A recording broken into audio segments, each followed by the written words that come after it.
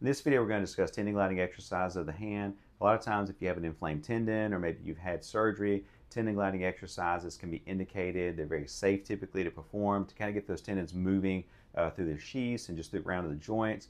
And so in this video, I'm going to go through some of my favorite gliding exercises that I really like and that I use with my patients on a regular basis.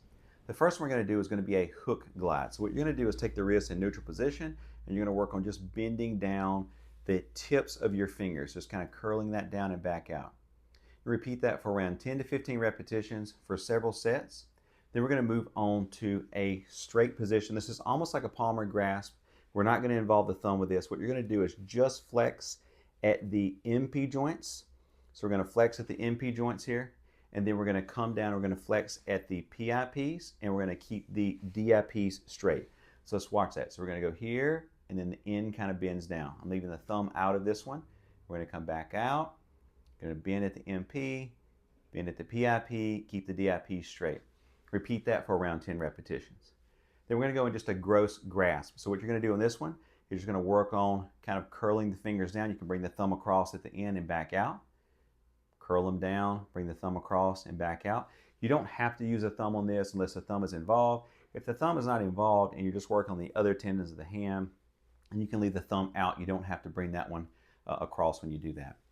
Next, you're going to work on thumb opposition. So you're just going to oppose each finger, just going down. You can go back, working on that opposition, fingertip to tip. And a lot of times what patients will do if they had difficulty here, they'll kind of flatten that out. They won't kind of come around and make that circle with each finger. They're going to try to flatten that out. So you want to make that circle and not flatten that out.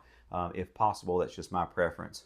And then we're going to go into a palmar grasp. So this time we're going to involve the thumb. So we're going to flex at the MPs here. We're going to keep the PIPs and DIPs extended, and we're going to bring the thumb in. So when that comes out, it kind of looks like this, almost like if I had a sock puppet or something, how I would move my fingers in my hand here. Repeat that again for around 10 repetitions.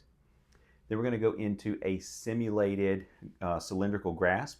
So what you're going to do with this is my fingers are in this position, or even the thumb can be over here, and you're going to work on coming around like you're going to open or you would hold a cup. You're going to make the letter C and come back around. Just like that. Repeat that for around 10 repetitions.